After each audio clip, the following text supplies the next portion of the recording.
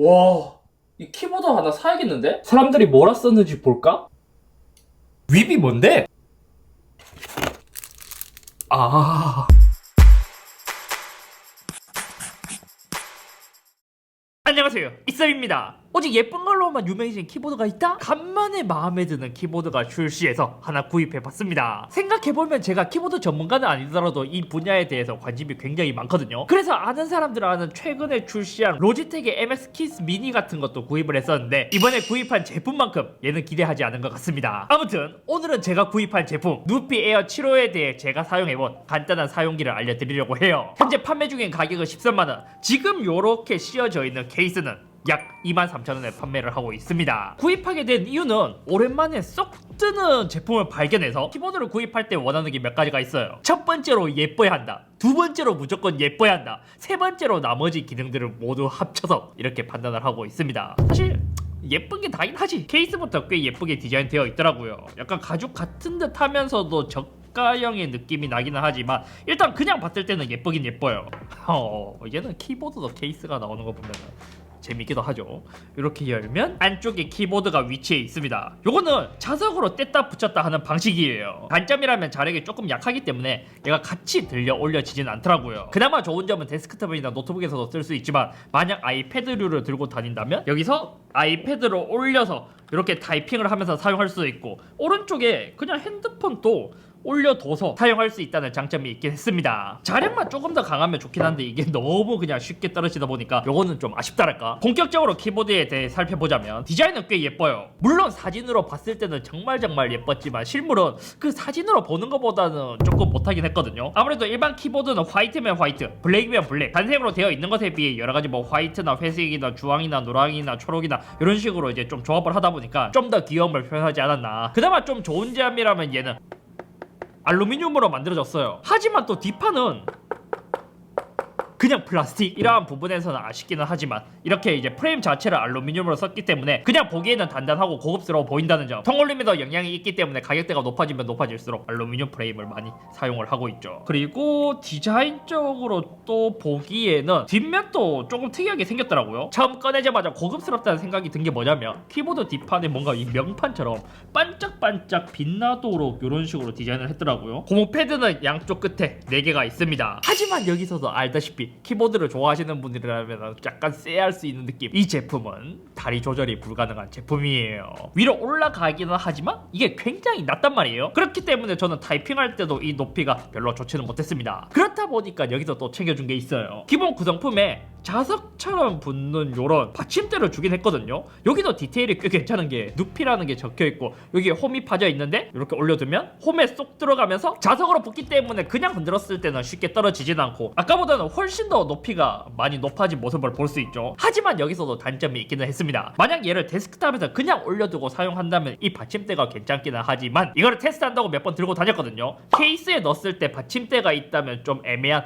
부피가 되기도 했었고, 얘는 자력이 그렇게 강하진 않기 때문에 만약 들고 다닌다면 받침대가 쉽게 떨어져서 이거는 좀 별로였습니다. 그리고 위쪽의 버튼은 여기는 C타입으로 연결을 하면서 충전을 할 수 있는 포트가 있고, 재밌게도 윈도우와 맥을 쉽게 전원할 수 있고 전원을 끄거나 유선 연결 그리고 무선 연결하는 버튼도 3단계로 되어 있었습니다. 기본적으로 요즘은 무선 키보드가 유행하기 때문에 무선으로 연결해서 펑션 키를 누르고 1, 2, 3, 4 이렇게 무선으로 연결해서 사용할 수도 있고, 케이블을 연결하면 유선, 그리고 기본 구성품으로 준 게 작은 수신기도 있는데 얘는 만약 데스크탑에서 블루투스를 지원하지 않는다면 얘를 꼽아서 무선으로 사용할 수 있게 만들어주는 연결 방식에 대한 구성은 되게 좋았습니다. 제가 좋아해서 오랫동안 사용했던 M Pro2, 걔는 다른 제품이나 윈도우에서 사용할 때 블루투스에 대한 이슈가 별로 없었긴 한데 맥에서 연결할 때 블루투스 끊김에 대한 이슈가 좀 많았거든요. 하지만 얘를 맥에서 사용했을 때 저는 아직까지 이상 없이 잘 붙여서 사용을 하고 있고, 다만 조금 단점도 있기는 했습니다. 얘가 처음에 전원을 껐다가 켰을 때 페어링 시간이 조금 오래 걸린다는 점. 마치 컴퓨터를 부팅하고 연결을 하는 듯한, 그러니까 즉각적으로 페어링이 빠르게 되지 않는 것은 단점이었습니다. 그리고 배열과 키캡에 대한 이야기, 75% 배열, 84키의 구성으로 되어 있습니다. 그렇기 때문에 저한테는 조금 더 잘 맞기는 하거든요.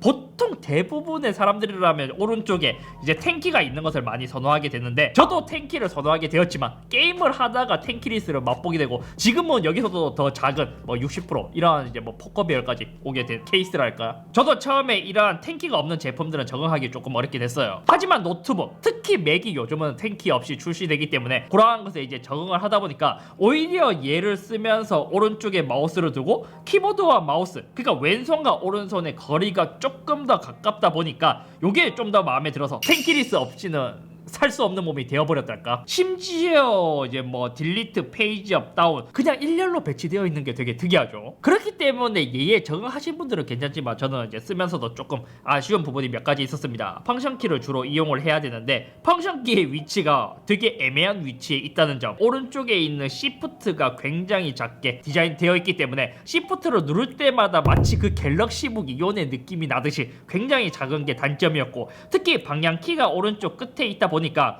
얘를 누르면서 자꾸 엔드 버튼이 함께 눌려진다는 그러한 단점이 있었습니다. 펑션 키는 익숙해지면 괜찮긴 한데 요 엔드와 시프트가 작은 것, 이거는 못 참겠더라고요. 아무튼 키캡에서 장점이라면 일반 ABS가 아닌 풀 PBT 키캡을 사용했습니다. 물론 ABS도 고가형으로 가면 괜찮은 제품들이 많기는 하지만 대체로 PBT 키캡이 좀 더 고가형이라는 인식이 굉장히 강하죠. PBT 품질은 꽤 괜찮게 되어 있었습니다. 지금 제가 집에서 사용하는 게 MX 키즈라서 얘와 함께 비교를 하자면 얘의 PBT 키캡이 덜 미끌리는 게 더 좋더라고요. 로지텍도 굉장히 많은 신경을 썼고 키캡도 되게 눌리기 좋게 이렇게 이제 디자인을 했지만 조금 이제 유광처럼 미끌린다는 느낌이 있는데 얘는 미끌림 없이 역시 PBT 키캡이다 라는 생각이 들듯이 꽤 잘 만들어졌더라고요. 하지만 여기서 또 아쉬운 점, 이거는 저만 신경 쓰일 수 있는데 폰트 각인의 퀄리티가 좀 별로 좋지 못했어요. 보통 보면 이러한 이제 폰트들이 중앙에 위치해 있거든요.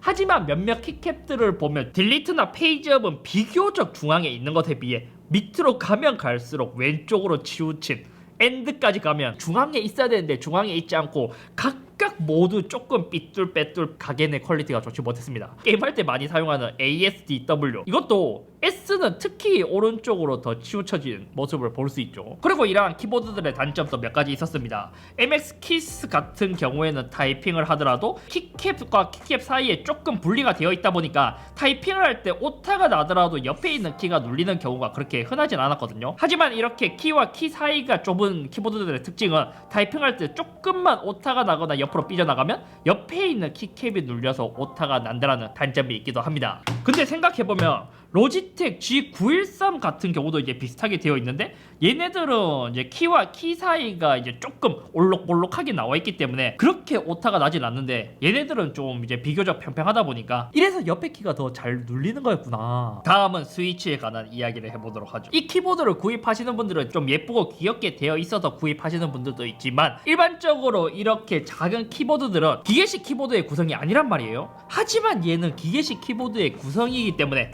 좀 더 매력적인 키보드가 아닐까 싶습니다. 에어 7호는 일반적인 기계식 스위치가 아닌 굉장히 얇은, 흔히 말해 로우 프로파일이라는 기계식 스위치가 적용되어 있습니다. 그냥 이렇게 해서 뽑으면 되는데 구입한 모델은 게이트론의 갈축이고 청축과 적축 이렇게 세 가지의 모델이 있더라고요. 근데 여기서도 더 특이한 점이 뭐냐, 보통 로우 프로파일들은 일반적으로 핫스왑이 불가능한데 얘는 핫스왑이 가능해요. 그럼 핫스왑이 뭔가요? 얘를 이렇게 잡아서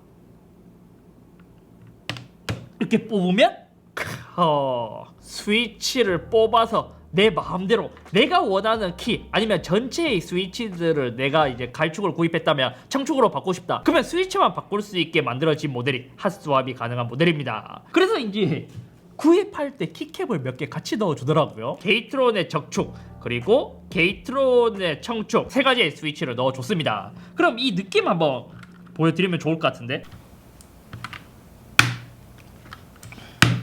청축, 지금은 적축.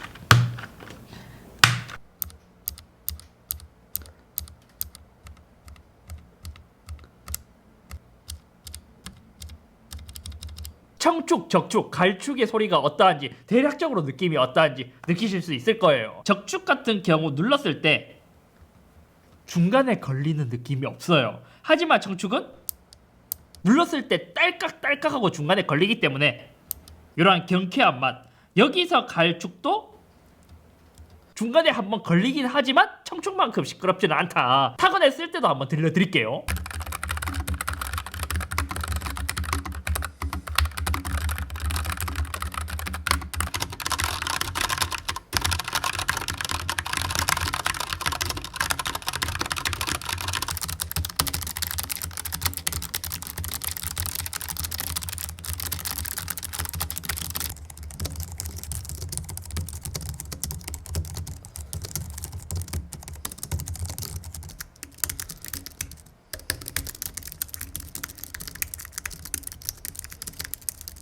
일단 로우 프로파일과 일반적인 기계식 키보드의 느낌 비교시 이게 확실히 장단점이 있어요. 일반적인 기계식 키보드들의 장점이라면 눌리는 깊이, 스트로크의 길이가 더 길다 보니까 뭔가 꽉 누르는 그러한 맛들이 굉장히 좋은 그러한 키보드이고, 로우 프로파일은 상대적으로 스트로크 길이가 짧기도 하지만 얕으면서도 기계식의 느낌을 가져다 준다는 그러한 장점이 있는 것 같더라고요. 그렇기 때문에 게임을 할 때는 일반적인 기계식이 괜찮지만 작업 용도로 사용한다면 오히려 로우 프로파일이 더 적합할 것 같다는 생각. 의외로 얘가 높이가 높지 않다라는 생각을 했었는데 지금 이렇게 타건을 하면서도 비교를 해보니까 이 정도의 높이보다는 얘가 훨씬 더 편하더라고요. 같은 게이트론 스위치는 아니지만 조금 더 조용하다랄까? 애플 매직 키보드와 비교했을 때는 얘는 디자인 뺀다면 사실 이제 뭔가 이제 비교 상대가 안 되고, 많이 궁금해하는 게 그나마 로지텍과 어느 정도의 차이가 날지가 궁금해하실 텐데, 의외로 로지텍의 단점이라면 기본적으로 높이가 조금 높다는 것을 이제 내 마음대로 커스텀을 해주지 못하는 점이 조금 아쉽긴 했습니다. 눌리는 느낌의 경우 아무래도 얘는 기계식이다 보니까 훨씬 더 경쾌하면서 타이핑할 때의 느낌이 훨씬 더 이제 로지텍에 비해서는 좋았고, 키캡도 PBT이기 때문에 크게 미끌리지 않다는 점이 에어 지로가 마음에 들었습니다. 하지만 전체적인 완성도나 일반적으로 그렇게 대중적으로 좀 많이 좋아할 만한 키보드는 얘가 아닌가. 그렇기 때문에 이거는 뭔가 취향 차이에 따라 결정을 해야 되지 않을까요? 다음으로 얘는 무선 키보드이기 때문에 배터리가 내장되어 있습니다. 총 2500mAh가 내장되어 있고, 최근 보니 국내에서도 정발한 모델이 있기는 한데 걔는 조금 더 배터리 용량이 줄어든 1900mAh를 탑재했더라고요. 정확하게 테스트 해보진 않았지만 체감상 더 자주 충전을 해줘야 된다는 느낌. 그리고 RGB에 대한 이야기. 얘는 조명을 끄고 한번 RGB는 생각보다는 꽤 괜찮다라는 인상을 받았습니다. 제가 키크론을 리뷰했을 때도 좀 되게 뭔가 허접한 듯한 느낌이 들었거든요. 하지만 얘는 그에 비해서, 그 키크론에 비해서 키캡 사이사이로 삐져나오는 RGB가 상당히 저는 좋게 느껴졌습니다. 하지만 키캡 위로 빛이 올라오는 게 아니라 키캡 사이로 번져서 뭔가 좀 약하게 보이기는 하거든요. 근데 이게 의외로 은은하게 예쁘기는 해요. 단점이라면 이 이제 왼쪽과 오른쪽에 RGB가 있는데 요게 키보드를 타이핑할 때 굉장히 신경 쓰이기 때문에 저 같은 경우 얘를 그냥 꺼두고 사용을 하게 되더라고요. 이게 너무 휘황찬란해서 이게 있으면 오히려 더 키보드에 신경 쓰인 느낌? 뭔가 여기에 뿔이 달린 듯한 느낌? 왼쪽에는 블루투스 연결 상태에 대해서 알려주는 LED 인디케이터이지만 오른쪽은 배터리 잔량을 알려주는데, 만약 배터리 잔량을 보려면 뭐 펑션 요거 이렇게 눌러야 지금 초록색 배터리 잔량이 지금 높은 상태이다 이렇게 알려주는 게 왜 이렇게 눌러야 되는지도 모르겠고 저는 좀 별로더라고요. 게다가 지금은 어둡기 때문에 그나마 RGB가 좀 보이는 편이기는 하지만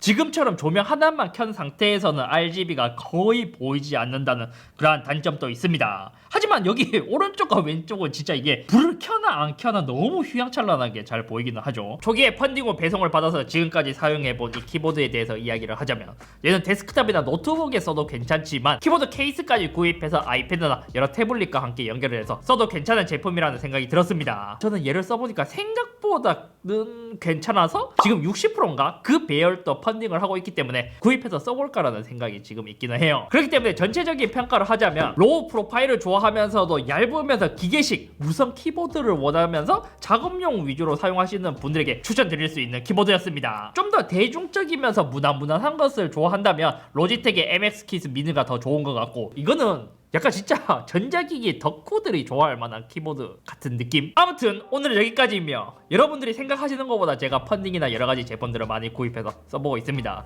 그래서 얘도 한참 전에 배송을 받아서 사용해본 키보드인데 많은 분들께서 후기를 남겨달라고 하셔서 간단하게나마 제가 사용해본 후기를 남겨봤는데 도움이 되셨으면 좋겠습니다.